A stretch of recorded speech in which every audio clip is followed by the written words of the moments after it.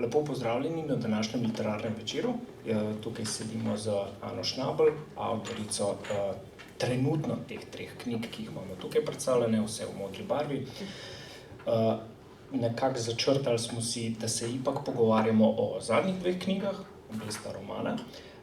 O 2 in ne o eni, zaradi tega, ker se nekako bolj nagibamo hkrati na ljubljansko plat zgodb, hkrati pa tudi na mogoče najnovejšo, najmlajšo, tako da bomo nekako poskušali skakati med Mojstrovino, to je druga knjiga oziroma prvi roman, leta 2020 izšel, ki se dogaja med deloma tudi v Ljubljani, in pa med Plimo, ki je šla leta 2022, se pravi letos, in je razburkala, tako kot pač vsaka prava Plima razburka naše literarno okolje. Dober večer, živijo. Dober večer, hvala za povabilo. Ja, malenkost.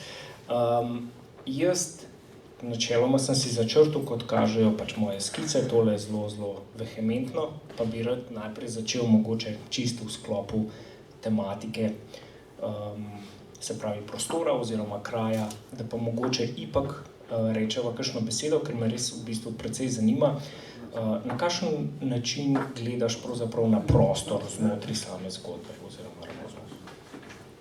Zagotovo sem v drugem romanu, torej v Plimi, prostor ne samo poudarila, ampak ga tudi naredila za glavnega protagonista v resnici, enega izmed glavnih protagonistov zgodbe, medtem ko Mojstrovina ni tako izrazito prostorska. Ne? Vemo, da se sicer večina odvija v Ljubljani, ampak ni to neka kritika kraja, zares, medtem ko Plima je več kot kritika slovenske obale. Ja, absolutno. Mislim, še posebej mi je ven skočil en stavek v Plimi, kjer v bistvu se tako na ta način reče, ta druga protagonistka, v bistvu najboljša prijateljica, ne, kakor tako je tukaj, ne. Se pravi, v bistvu po svoje se vzpostavlja ta dinamika, da nekdo, ki je prebival svoje otroštvo na obali, se zdaj vrača na obalo, pa morda ne prepozna več tega prostora. Je to približno tako? Ja, zagotovo je. Dunja, pač pripovedovalka te zgodbe, občuti predvsem veliko razočaranje na tem, kaj so kraji njenega otroštva postali. Predvsem to, da niso izpolnili tega potenciala, ki ga sicer slovenska obala ima, in to je tudi seveda moj avtorski vidik, torej vidik Ane Schnabel, ker sem tudi sama preživela kar nekaj časa na obali. Se pogosto vračala, tudi po velikih odsotnostih, in občutila točno to, kot čuti Dunja, torej neke resentimente celo. Mogoče z tega vidika, kako Dunja doživlja pač samo obalo, pa ipak je morda malenkostno ljubljanski roman to, ne? Se mi zdi, da nekako preživela je to obdobje, dajva reči, izobraževanja v nekem mestnem okolju, oziroma bolj mestnem okolju, no, se ipak Lucija ni neko podeželje, ne? Ja, zagotovo imaš prav, da je njen vidik zelo ljubljanski, oziroma zelo centralen, ne? Ker ona obalo vseeno doživlja kot provinco, v končni fazi je vse v Sloveniji provinca, kar ni zares Ljubljana. Zato tudi na obalo lepi pričakovanja urbanega življenja, če obala ne zadosti zares, mogoče Koper, ne, ampak Kopra v resnici v knjigi ni veliko, tam se odvija samo en prizor, medtem ko pas med Lucijo oziroma Sečovljami in Piranom temu zagotovo ne zadosti, ne, ker se ves čas giblje. Jaz te kraje imenujem ne kraji, zato ker nimajo zares prave urbane identitete, imajo pa neko monokulturno identiteto, ki jo najdemo sicer po večjih mestih, ampak je izjemno monokulturno poveda nekaj nespecifično zares, a ne, v tem smislu. Ja, se mi zdi, da se to mogoče tudi na karakterih odraža, se pravi, mogoče to samo zaradi konvencije, ampak na Dunji se pozna neka kompleksnost, medtem ko te karakterji, pa ne da so karikature, ampak imajo svojo zaznamovanost, no, s to monokulturo. Sem prav dojel zdaj. Ja, mislim, da se zlasti Katarini, torej Dunji najboljši prijateljici, pozna, čeprav ne maram tega izraza, ampak ja, se ji pozna, da že kar nekaj časa vztraja v okolju zmanjšanih možnosti, tako v smislu izobraževalnih kot možnosti preživljanja prostega časa in nekih perspektiv, in to njo izjemno zaznamuje na življenjski poti, tako kot tudi njenega partnerja Kristjana in potem ne še Duško, Katarinino hči, ampak Duška še nekako vztraja v možnosti drugačne življenjske vizije. Ja. Ravno zato, ker je mlada. Ja, mogoče lih to, ena taka svetla prihodnost za prihajajoče generacije. Zdaj, ko sva te karakterje omenila, sem mogoče prva stvar, ko pomislim na njo, pa morda glih v zvezi s to zaznamovanostjo, ful močno sporočilo te knjige se mi zdi, da se mora bralec na neki točki res vprašati, kaj sploh je zrel človek. Se mi zdi, da ko sem začel brati, se mi je tako zdelo na začetku, pa saj vsi imajo neke napake, potem na koncu ugotoviš, da pa ja, saj imamo vsi napake, ne vem. Mogoče Dunja tukaj še največja posebnost? Dunja je morda najbolj zrela zato, ker zares zna prenesti neke življenjske ambivalence, torej ne vem, mogoče bi bilo dobro predstaviti fabulo tega romana, zelo na kratko. Torej, glavna pripovedovalka, protagonistka Dunja se po 20 letih vrne na obalo iz Ljubljane, da bi ugotovila, kaj se je zares zgodilo z enim bratom, ki je preminul pri 16 letih, potem, ko je padel z piranskega obzidja oziroma z obzidja pri piranski cerkvi, če smo specifični, Njegova smrt nikoli ni bila pojasnjena, nikoli do konca raziskana, ona pa si želi to raziskati, ker si želi v bistvu o tem napisati pripoved, roman. Ko pride na obalo, ne ve, kaj počne, ne ve, kako se tega lotiti, ker nima nobenih detektivskih izkušenj, ona ni profesionalka in se potem po spletu naključij znajde sred mizanscene svojega otroštva, torej sredi starih odnosov, in to je postopoma vodi do odgovora, ki pa ni takšen, kot si ga je ona morda zamišljala, oziroma kot bi ga želela, ker pač brata prikaže v luči, ki jo je ona morda že slutila kot otrok, ampak si seveda ni morala ne priznati, je ne nositi, ne sprejeti. In njena zrelost se kaže v tem, da vseeno bratovo ambivalenco sprejme na neki odločilni točki. Torej na koncu. Ja. Hočem reči, da je odrasla zato, ker lahko misli in doživlja več stvari hkrati, oziroma si dopušča misliti več stvari hkrati. Ja, se mi zdi, da pri ostalih se bolj pozna to, da imajo svojo uteho, da vejo točno, kje poiskati neki izhod iz težke realnosti, vsak po svoje seveda, medtem ko ona, ima svojo drogo, je na travi veliko časa v sami knjigi, ampak ni pa to zares pravzaprav, da bi ona dojela drogo kot resničen izhod. Ima nalogo v knjigi, to se mi zdi v bistvu dosti ključno. Se mi zdi, da pri ostalih likih glih tega cilja ni. Ni zares cilja. Mislim, da si dobro povzel, da si res iščejo utehe, zato ker se jim ne da upravljati življenjskega dela. Ne da je seveda zelo kruto rečeno, morda jim to ni dano, oziroma nimajo toliko izrazitega agensa, kot ga ima Dunja.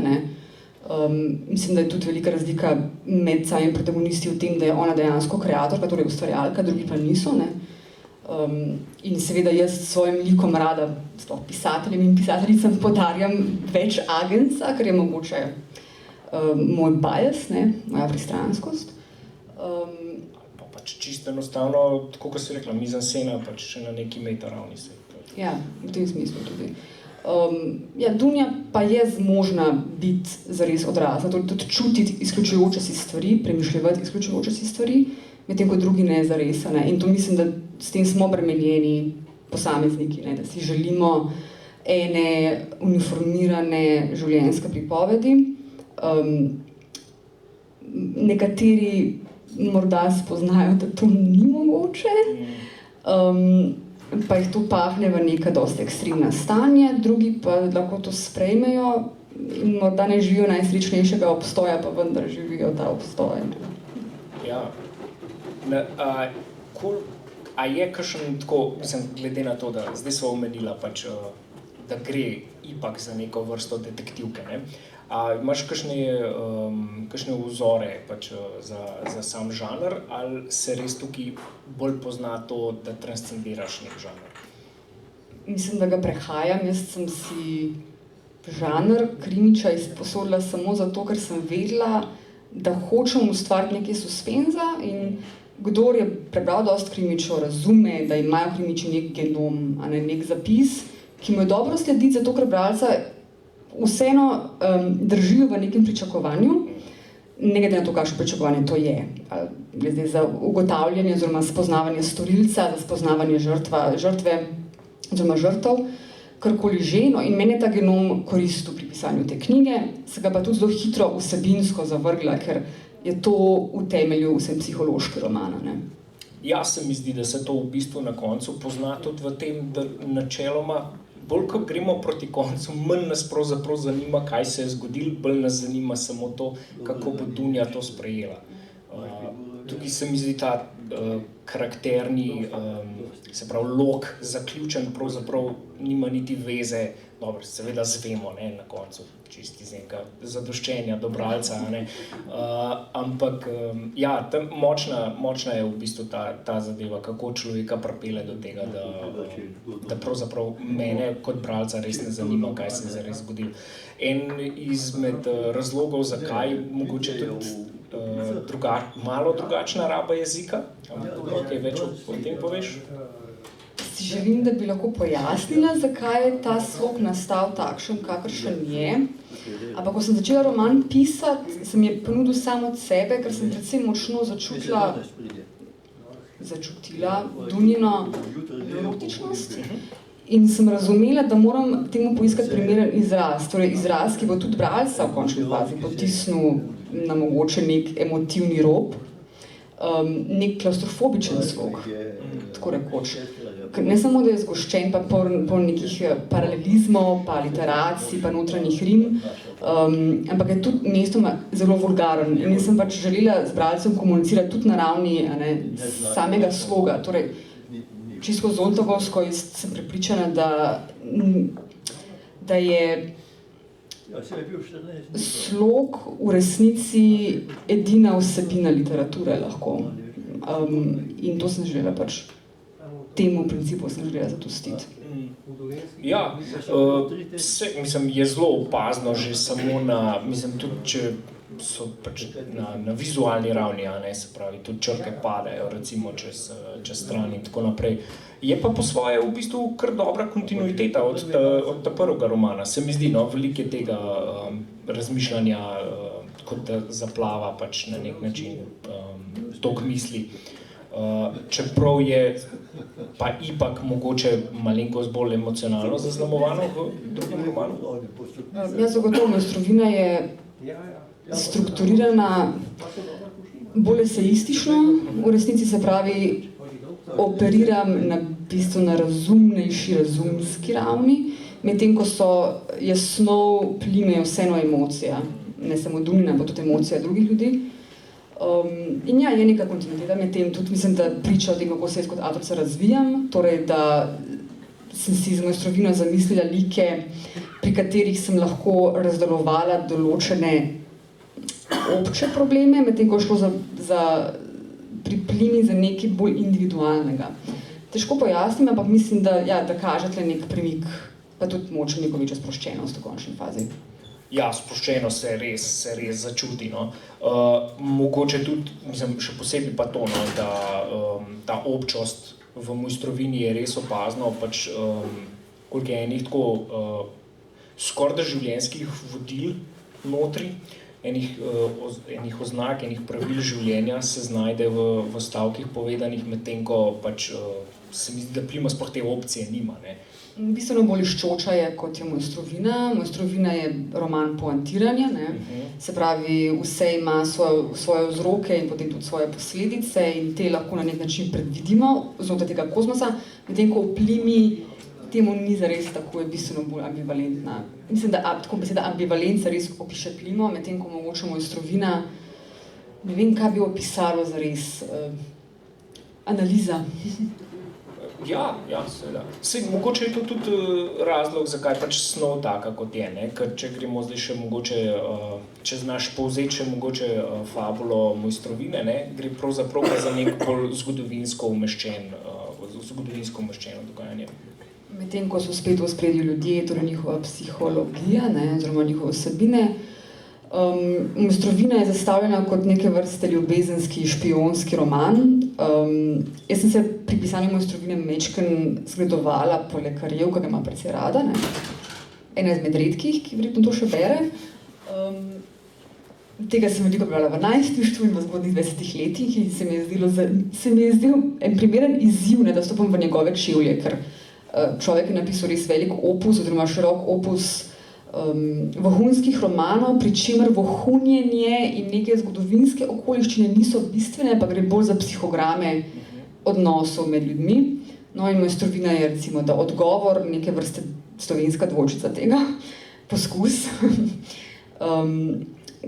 Mojstrovina obravnava odnos, tako profesionalen kot erotičen, med urednico Ano Miller in pisateljem, sicer profesorjem Adamom Bevkom. Oba sta poročena in se zapletata v ljubezensko afero, pri čemer stojita na kontrastnih si bregovih jugoslovanskega režima. Ana je vaduhinja oziroma informantka, Adam pa kot da dizident, čeprav nima zares poguma za to, da bi bil, niti ne zares interesa, je kot veliko dizidentov pač samo en velik smrdljiv oportunist, pa še precej labilen. No in njim zapeljem v ljubezensko afero, ki se potem, izteče, kot se iztečejo ljubezenske afere, torej v tem, da se v bistvu oba vrneta k svojim primarnim partnerjem, oziroma Ana odnos sicer prekine, Adam se vrne, epilog pa pojasni, kaj se je pravzaprav zgodilo z njuno ljubezensko tvarino. Tega moče ne bi razkrivala.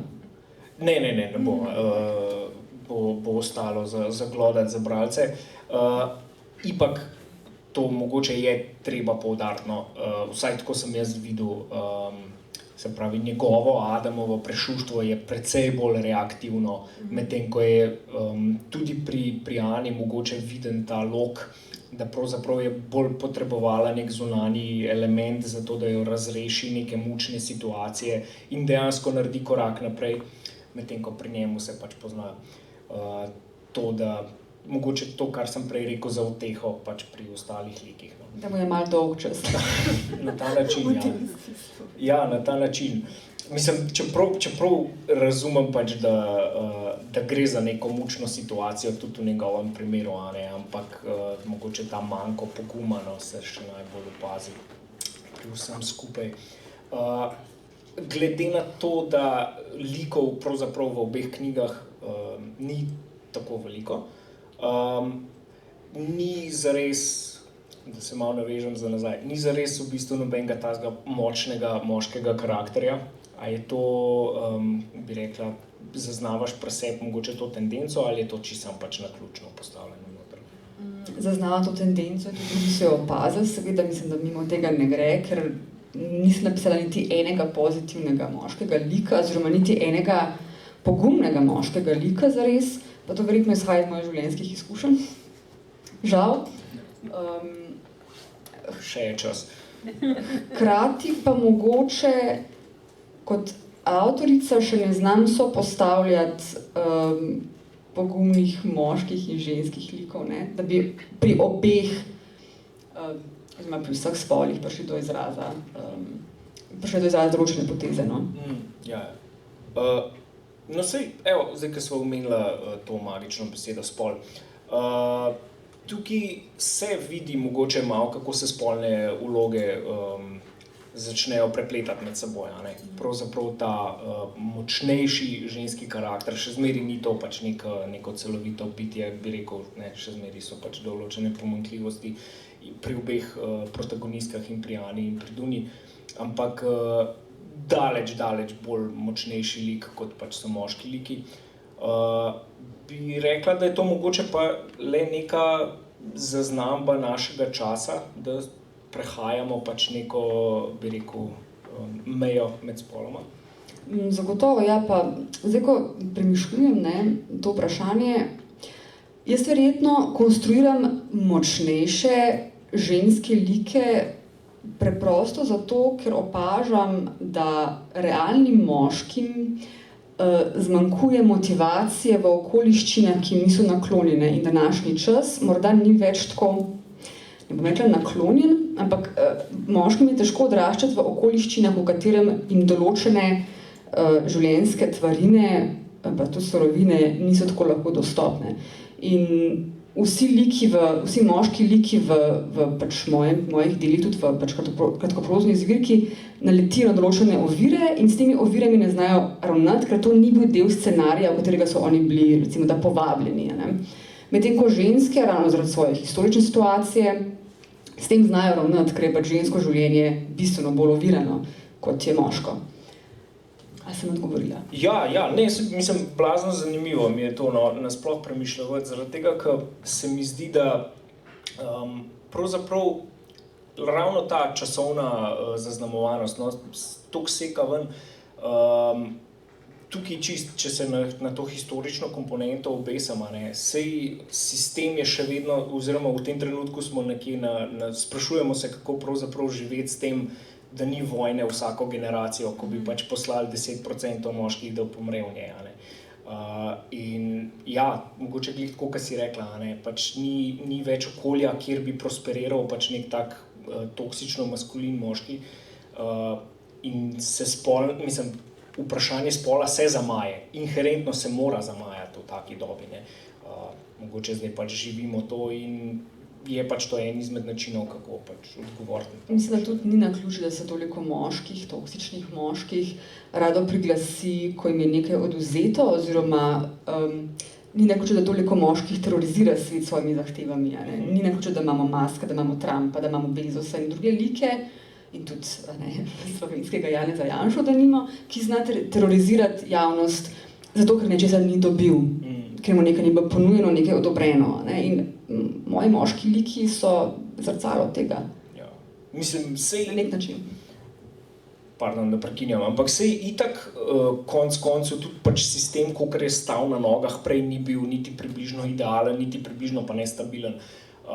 Pravzaprav je pa slonel na tem, da proizvede pač moškega, ki ne more prosperirati, mislim, ki ultimately mora failati preferenčno v smrti pač za svojo državo.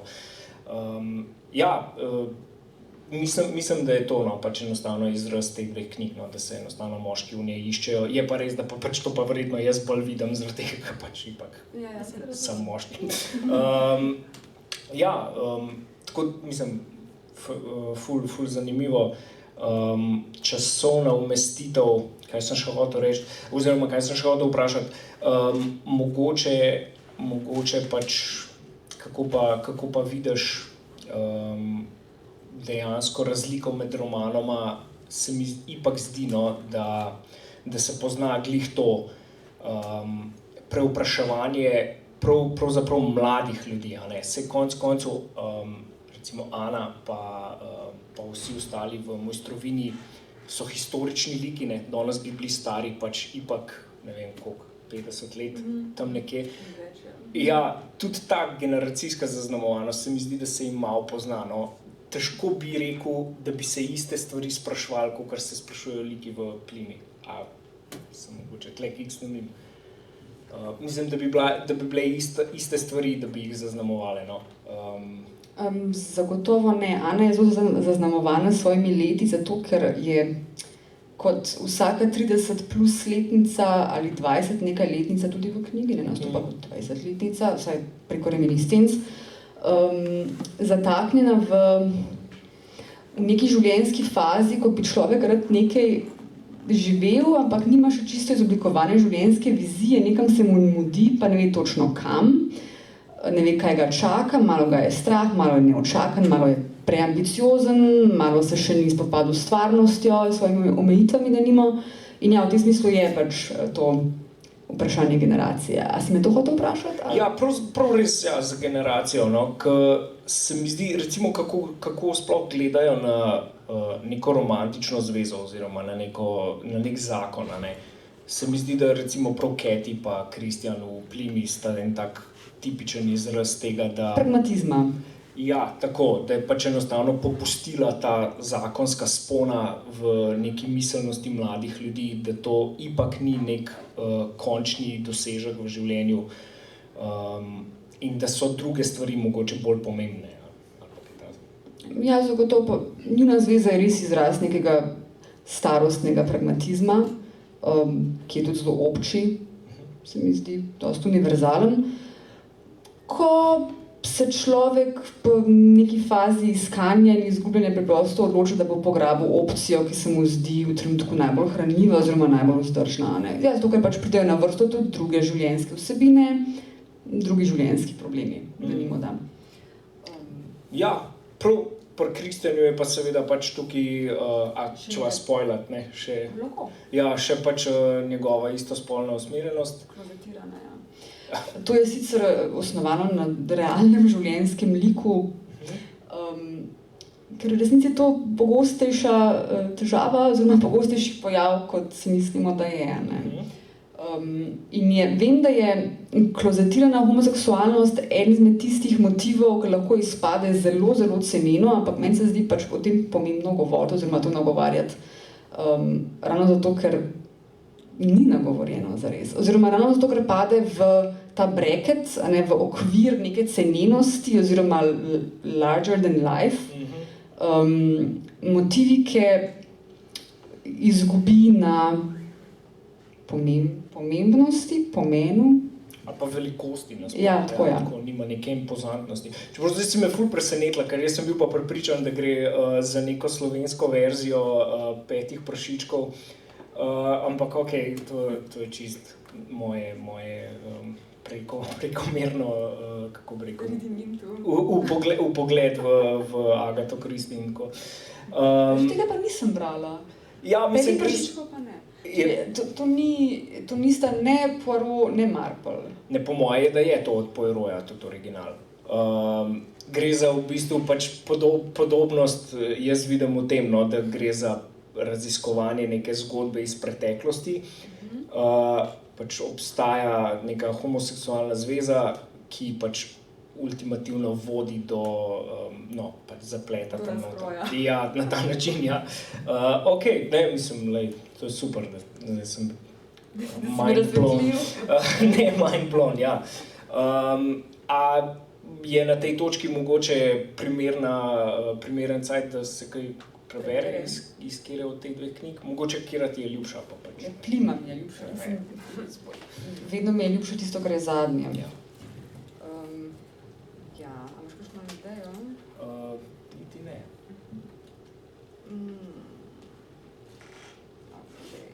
Ne. Tisti del, ki ti je res najljubši. Recimo da.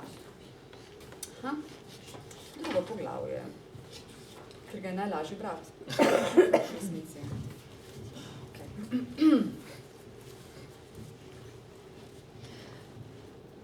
V lonček je spustil kepici čokolade in lešnika ter v sladoled potisnil dežniček. In vafel. Začudila se je. Redko kje so sladoled še krasili z dežnički ali vaflji. Na neki točki, verjetno, ko so na slovenski trg prodrli doma izdelan sladoled iz naravnih sestavin, veganski sladoled, nizkokalorični sladoled, nearomatizirani sladoled, babičin sladoled, startup sladoled in italijanski gelato, sladoledi torej utemeljeni v ideji minimalne škode ali še bolje najmanjšega zla, je pregrešni dekor v večini slaščičarn izgubil domovinsko pravico. Trg je počasi izganjal celo smetano, to zahrbtno redilno snov, zato se je njegova gesta sprva zdela ljubka, neuničljiva albanska estetika pač. Ko pa je, tik preden je lonček izročil, dvojici dodal še en vafel in vse skupaj bogato zalil s čokoladno kremo, ki se je v hipu strdila, jo je zadelo. Prepoznal jo je. Zapomnil si jo je.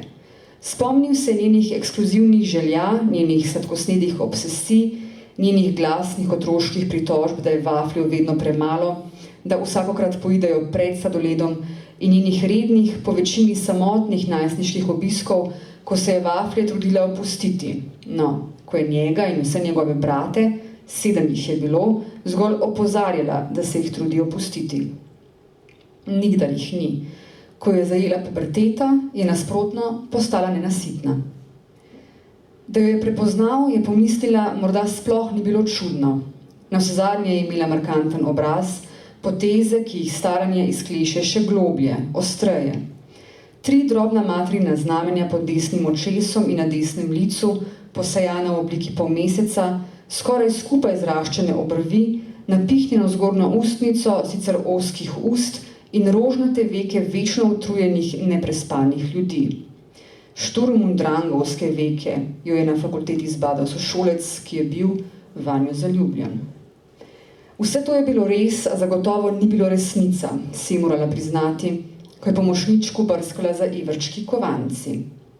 Prepoznal jo je, ker se je ona, no, njena družina, pred več kot 20 leti, skoraj 30, nekaj mesecev pojavljala v lokalnih in državnih novicah, na televizijskih in radijskih poročilih vseh vrst postaj, v obrekljivih ali sočutnih pogovorih krajanov, v hišah, v stanovanjih vrh obalnih vzpetin in v stanovanjih pod njimi, v barih dnevnega in nočnega tipa, v restauracijah, ribarnicah in trgovinah.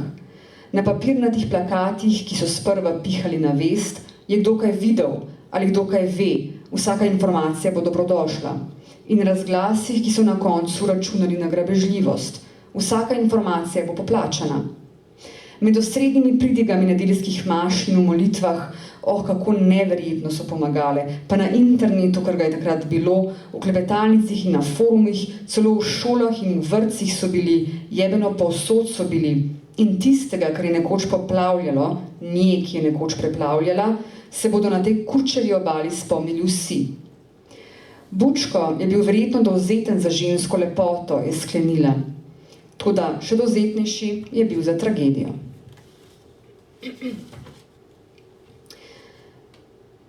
Iz posodice na prosojnem pultu nad banjami sladoleda je izbrskala žličko, ne v nervozi kar 2, iztisnila tako nasmešek kot hvala in se podvizala skozi vrata. Spomniti se je bilo skoraj naravno, ogovoriti jo pa bi bilo kruto, bilo bi nesramno. Eno žličko je zarila v kepici in jo obliznila, drugo je spravila v žep. Ne da bi pogledala levo ali desno, je prečkala zebro, jo prečkala izredno počasi in za njo je pri priči zahupal kaj drugega kot nizko spuščeni BMW starejše izdelave z osvetljenim podvozjem. Bili sta to sestavini obalne folklore, ta zamišljena hoja in to razborito hupanje, pa preklinjanje tudi. In hitro je preklopila na njo, čeprav zagotovo ne rada. Folklora je v mislih izbirala in valjala in zvijala, folklora ali hiding in plain sight. Mogoče dovolj.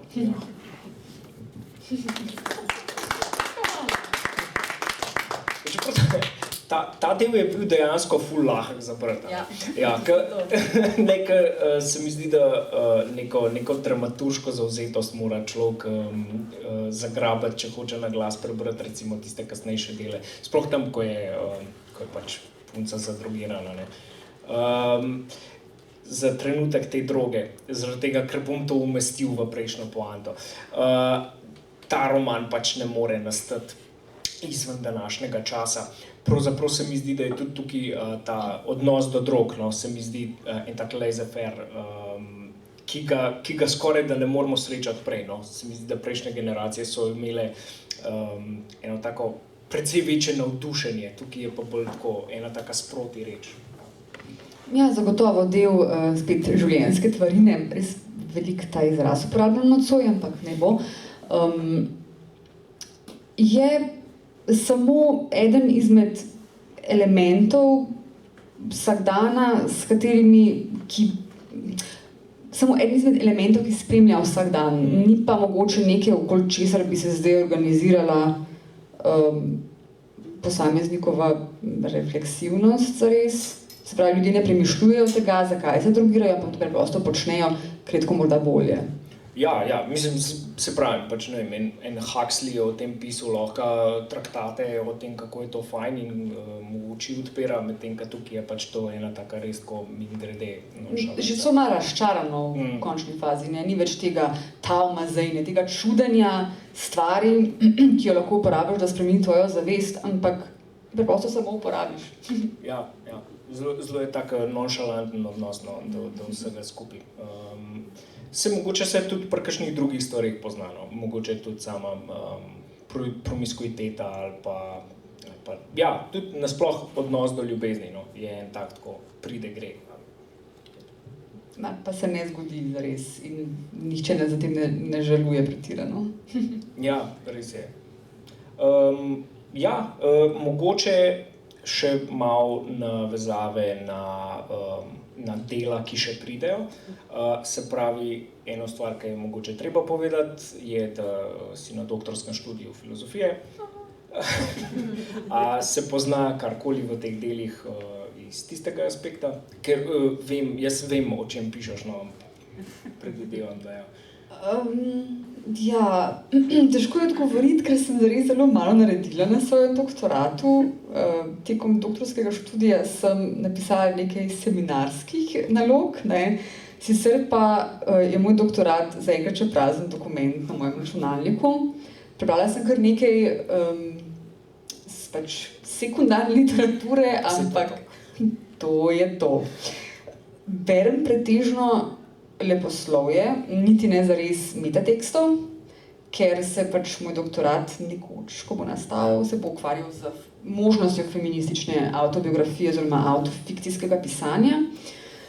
In zagotovo se tudi psihoanalitski vidik vsaj v mojstrovini zelo pozna, no? Medtem ko je plima bolj ludilo, ne tako strukturirana.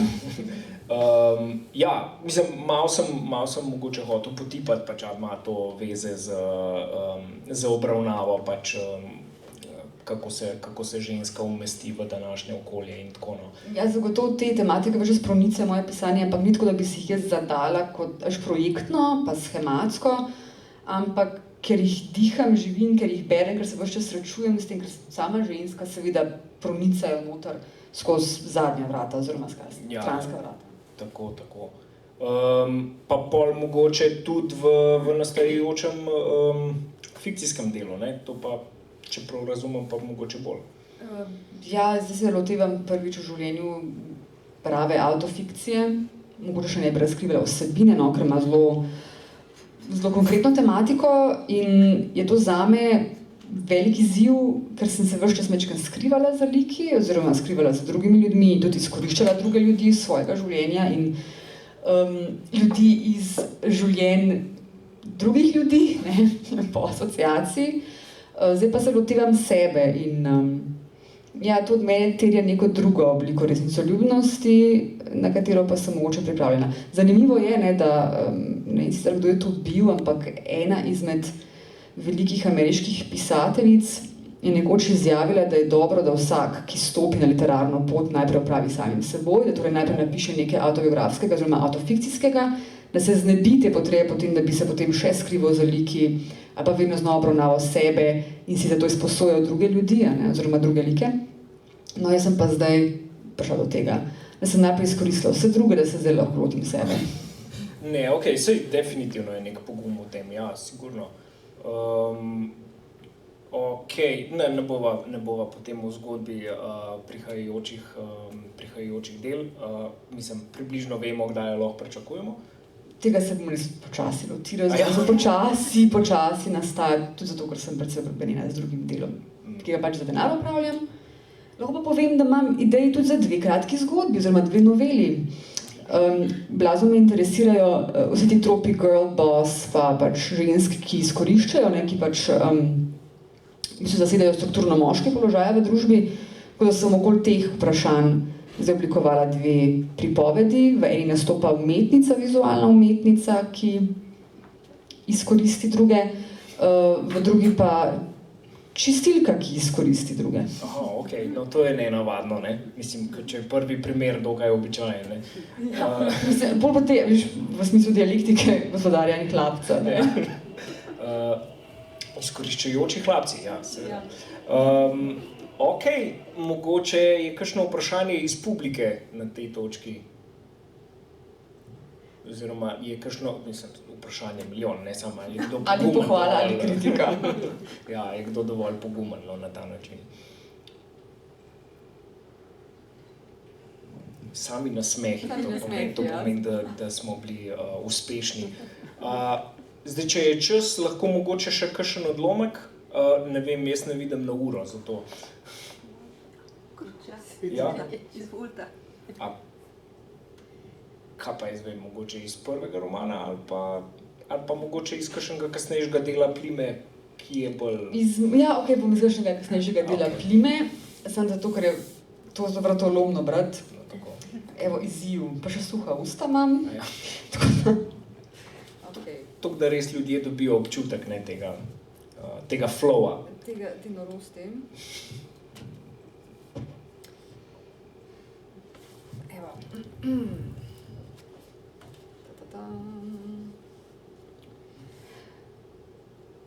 Iz 8. poglavja, in poglavij v tej knjigi ni veliko, no? Dolga so. V trgovini dol pri kanalu imajo znižane polomajice, grejo kakšno kupit. Polomajice, pa mami, saj nisem peder. Ej, draži, a ti lahko naredim kitke, bi povadila. Dunja, ne teži, ma saj nisem peder. Daj, vzemi sabo novi cekar, tisti rozov, pred sobi visi. Ma mami, no, ne moreš me s tistim poslati ven, saj nisem peder. Wow, kako je pa ta igralec lep. Patrick Swayze mu je ime. Sem prebrala na plakatu pred kinom, vesta, a je tudi vama všeč. Dunja, Patrick Swayze je in ne, ni nama všeč, se nisva pedra, ne, Kristjan? Ma ja že nisem, ej, zate ne vem. Kristjana, si boš daj naredil figo, ma bi te rada videla s figo, bi bil kot velinec. Ma Dunja, no, ne bom si, kaj ti ni jasno, saj nisem peder. A je Kristjan, ko sta upeljala ta vers, ga ponavljala, da je postal prekleti refren že vedel. A je samo slutil. Kdo je vers izgovoril prvi? Je bil Kristjan? Je bil Draži? Koliko je Kristjana, če je bodi si vedel, bodi si slutil, fraza bolela, stiskala ga, skelela. Se mu je gnusila fraza, se je Dunja nasanjala na hotelski fotelj, no, na debelo oblazivini stol in si z rokama podpirala glavo. Se mu je gnusila fraza ali se je gnusil sam sebi? Ali je bilo, je segla po denarnički stravo, malomarno odvrženi na mizico poleg fotelja, ali je bilo pač bolj zapleteno, kot je običajno s temi stvarmi? Ali si sprva, ko se je še zdelo, da deška in moška objestnost tako zgolj govori, ne pa tudi misli in dela, ali si sprva, torej frazice, neškodljive frazice, ni nosil k srcu? Je orožje postala kasneje, pa vseeno kmalu, kar se da hitro in kmalu, ko je morda med dečki in fanti in moškimi videl prav zares delati, harati, jo videl udarjati in kaznovati. Videti je moral, zagotovo, pa kar se da kmalu in hitro, je Dunja na kolenih razprla letak in van iz drobne kroglice v pesek nadrobila vso smolo. Videti je moral peklenske otroke, učinke te fraze. Šikane, kaj je pederčena jedna, rabiš mamico? Ma ne, živali rabite tatija, da vas zrihta. Pritisk. Jan, ki v šolo prihaja izčrpan, zaspan, ker so ga zalotili. Oma, smo ga prav res dobili, da je Željko ta v garderobi večkrat pogledal, najbrž urit kurčev izrodek. Izsiljevanje. Napiši mi spis, Ritopik, če ne te prefukam, kurac z malim, haha. In nasilje, je Dunja v hašiš umešala še tobak, ga umešala previdno in enakomerno. Koliko nasilja je zagotovo in kar se da hitro in kar se da kmalu zagledal. Na šolskih hodnikih, ko so Pedra pritisnili ob zid, na šolskem dvorišču in košarkarskem igrišču, kjer se je Peder spotaknil, na plaži, kjer so Pedru ukradli očala, na avtobusu, kjer se je Peder v drog zaletel tako silovito, da je zakrvavel, na avtobusni postaji, kjer je počila šipa, počila Pedru za glavo, v vrsti pred blagajno, ko si je Peder kupoval majico, ki jo je izrodek izpustil na tla in naposled plačal pohojeno, in v parku, v Kurčevem parku, kjer so Pedru servirali, kar mu gre, brcov pedrska jajca, kaj je pederčna jedna, levi in desni kroše. Saj nisem Peder, didaskalija poniženja, uničenja, razčlovečenja, jebene katastrofe je Dunja poslinila in s tresočimi se prsti zalepila rizlo. Didaskalija je tlela na, ob, za, pred, je prišepetavala fucking posod.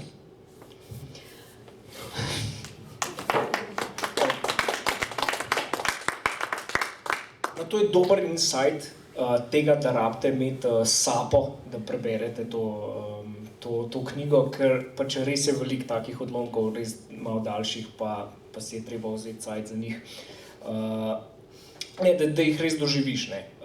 Veliko je te dramaturškosti, mogoče celo filmskosti bi lahko rekel.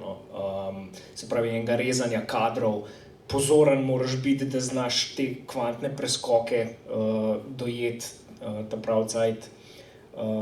Tako da, ja, mislim, se mi zdi, da je zelo nazorno, pač ta odlomek. Kar hoče reči, da Pima ni najlažje branje, ampak če date priložnost, jo morda res lahko doživite. Je pač polnokrvna izkušnja.